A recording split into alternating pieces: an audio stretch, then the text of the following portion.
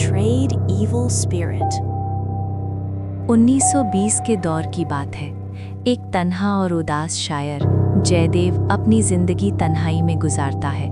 उसकी दुनिया बस उसकी शायरी और उसकी बहन तक सिमटी होती है। लोग कहते हैं कि जयदेव का दिल कभी टूट चुका है और तब से उसकी जिंदगी में ना खुशी है ना रोशनी। एक शाम जब वो झील के पास वॉक कर रहा होता है, उसे पानी के किनारे एक बेहोश लड़की मिलती है। लड़की खूबसूरत होती है, लेकिन उसकी आंखों में एक अजीब सी खामोशी होती है। जयदेव उसे बचाकर घर ले आता है। होश में आने पर लड़की अपना नाम स्मृति बताती है, लेकिन उसे अपनी जिंदगी का कुछ याद नहीं होता। ना घर, ना फैमिली, ना पास्ट।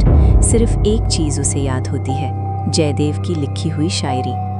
जयदेव को लगता है ये एक अजीब कोइंसिडेंस है, लेकिन वो उसे अपने घर रहने देता है। धीरे धीरे स्मृति और जयदेव के दरमियान एक इमोशनल कनेक्शन बनने लगता है। जयदेव की बहन भी स्मृति को अपनी बहन की तरह ट्रीट करती है। सब कुछ नॉर्मल लगने लगता है, लेकिन फिर शुरू होती है अजीब घटनाएं।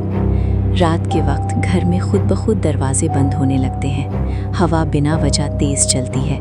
आईने में रिफ्लेक्शन अलग नजर आता है। स्मृति कभी कभी अचानक ब्लैंक हो जाती है और उसकी आवाज़ बदल जाती है। एक रात जयदेव देखता है कि स्मृति हवा में खड़ी है, ज़मीन से कुछ इंच ऊपर। उसकी आंखें खुली होती हैं, लेकिन वो होश में नहीं होती। जयदेव समझ जाता है कि स्मृति के साथ कुछ सुपरनैचुरल हो रहा है।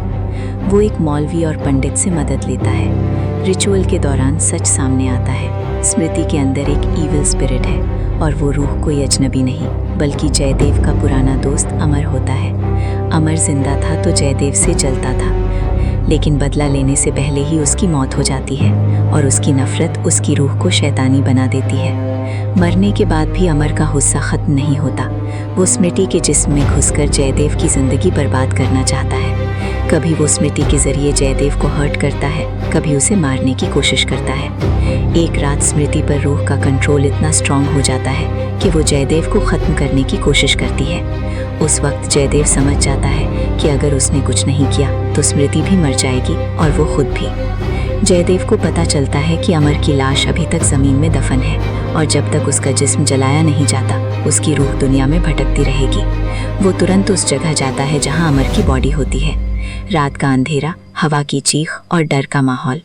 जयदेव कब्र खोदता है और अमर की लाश निकालता है। जैसे ही वो आग लगाता है, घर में स्मृति जोर जोर से चिल्लाने लगती है। रूह उसके जिस्म से निकलने लगती है। एक तेज हवा का झोंका आता है और फिर सब कुछ खामोश हो जाता है। अमर की रूह जलकर खत्म हो चुकी होती है। सुबह होती है, स्मृति होश में होती है। इस बार उसकी आंखों में डर नहीं होता, बल्कि सुकून होता है।